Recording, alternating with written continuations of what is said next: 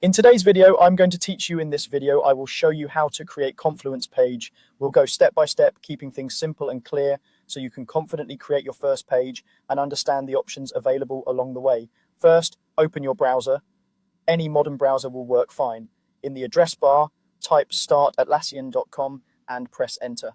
This is a straightforward way to get to the Atlassian start page, which helps you access your products quickly. If you're already signed in, you might land on your home view. If not, you'll be prompted to log into your account. Use your regular credentials and proceed. If you have access to multiple Atlassian products, make sure you're heading into Confluence once you're in. On the left panel, select a space you want to work with. A space is basically a workspace or folder where related pages live together, like a team area or a project area.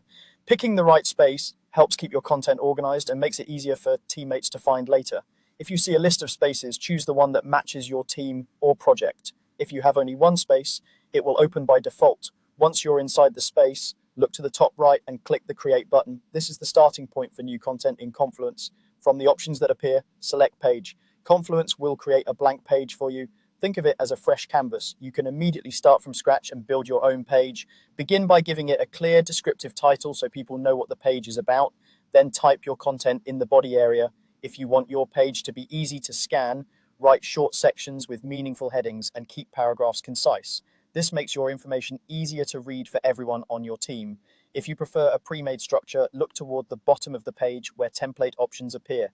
Templates can save time and help you follow best practices. You'll see options like retrospective analysis or meeting. Pick one that matches your purpose and the page will fill with a guided layout you can customize with your own details. This is especially helpful if you're not sure how to organize your content from scratch. If you want to explore more choices, click on All Templates. A panel will open on the right, letting you browse additional templates by use case.